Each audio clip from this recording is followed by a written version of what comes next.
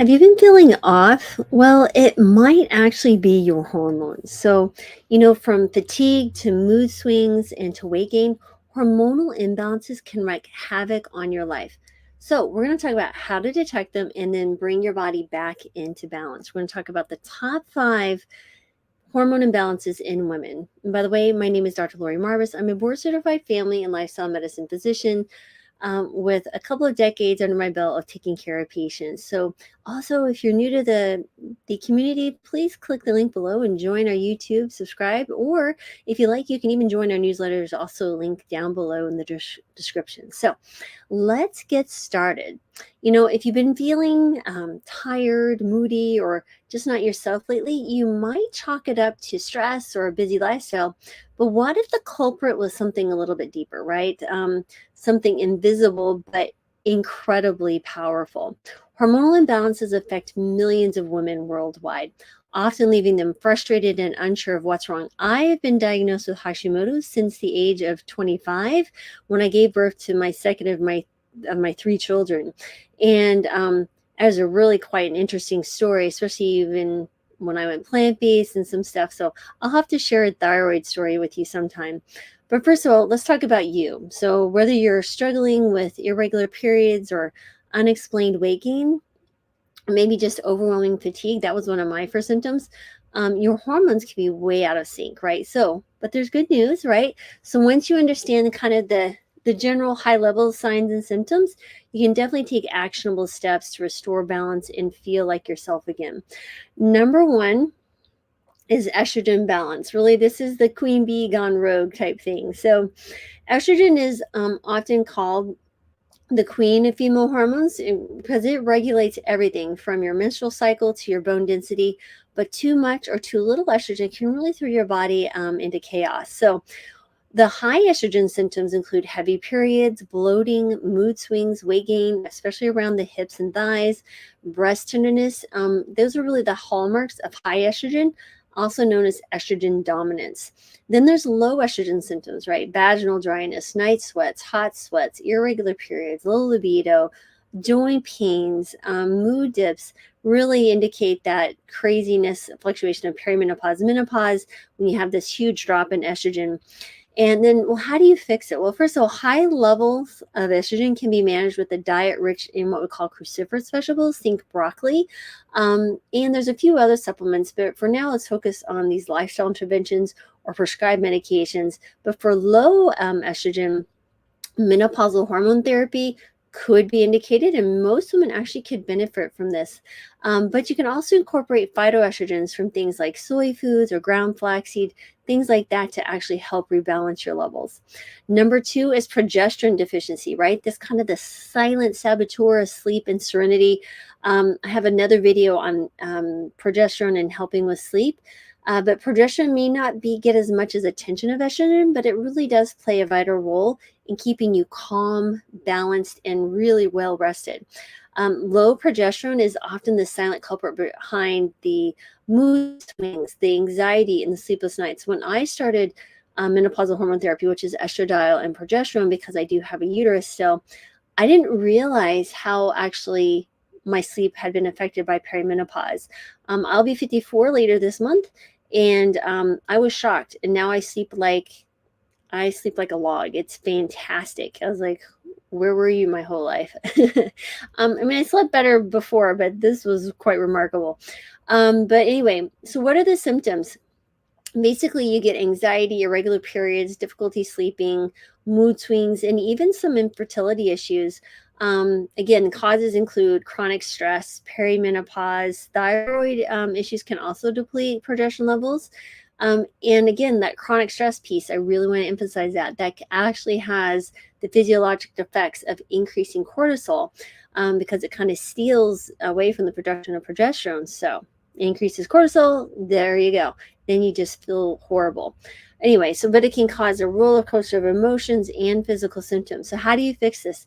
I would say starting with stress management is absolutely key, including mindfulness, meditation, and regular exercise, right? Can really boost your natural production of progesterone. You can also consider magnesium supplements. And again, you can do bioidentical progesterone creams or oral if you'd like. Again, that's something to speak to your physician about, but just something to be thinking about.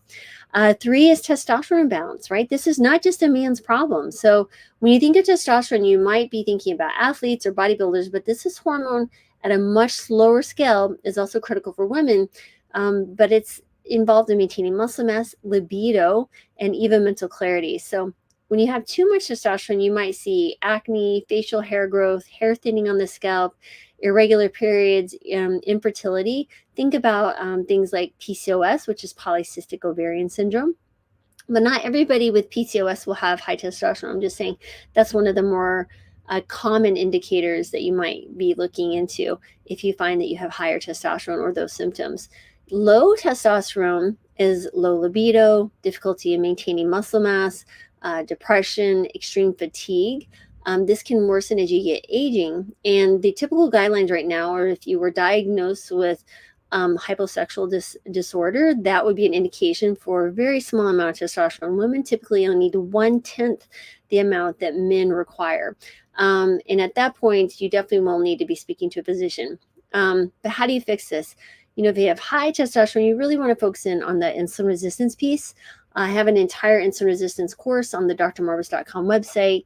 But again, exercise, building that muscle mass is so important, and really focusing in on the anti-inflammatory diet. For low testosterone, you really want to focus in on strength training, protein-rich diet. Again, hormone replacement might be indicated in some women, but certainly not all. 4 is thyroid hormone imbalance. Again, it's your body's kind of thermostat and metabolism gone haywire, right? My first symptoms were extreme fatigue. Granted, I just had a baby, but this was beyond what I had experienced with the first one. Think about your body's thyroid is your thermostat, right? It kind of regulates energy levels, metabolism, and even your mood. When it's out of balance, everything feels off. You can't even think straight. Hyperthyroidism, that's rapid weight loss, heart palpitations, anxiety, heat intolerance, or an overactive thyroid. Hypothyroid is weight gain, fatigue, depression, cold intolerance, kind of like brain fog. And that would be what we describe often due to Hashimoto's, but it can be due to other things as well. How do you fix it? Well, for hyperthyroidism, treatment options really typically include medications or surgery and some other things. That's more rare, but hypothyroidism is actually much more common. Typically, it can be managed with daily thyroid replacement therapy like levothyroxine, which is what I take. And you would also want to make sure if, let's say that someone has switched over to a new diet that did not include iodine-rich foods, you might check a 24-hour urine iodine, because low iodine may actually cause hypothyroidism. So just, again, something to think about. Selenium is also very helpful. Selenium-rich foods like 1 Brazil nut a week would be more than enough. Number 5 is cortisol imbalance, right? Stress hormone that never sleeps. Cortisol in your body's is your body's primary stress hormone, right? So it's released in response to perceived threats. Even in small doses, it's helpful, right? But cortisol, when it's consistently high or too low, again, wreaks havoc on your health. So high cortisol symptoms include weight gain, especially around the abdomen, high blood pressure, anxiety, insomnia, low cortisol, fatigue, weight loss, low blood pressure, and salt cravings. And that is more likely Addison's disease, again, which is a very severe disorder. You would be pretty sick. But how do you fix it? Honestly, this gets back to managing stress and things like meditation, mindfulness, yoga, adequate sleep, really paying attention to your mindset, and that positive versus pessimistic mindset is so critical. And just understanding, but mindfulness and meditation are game changers when you start incorporating those, even small amounts every single day. I know it sounds crazy, but that woo stuff works, man. But anyway, again, if any of these hormone imbalances sound familiar, it's time to listen to our bodies, right?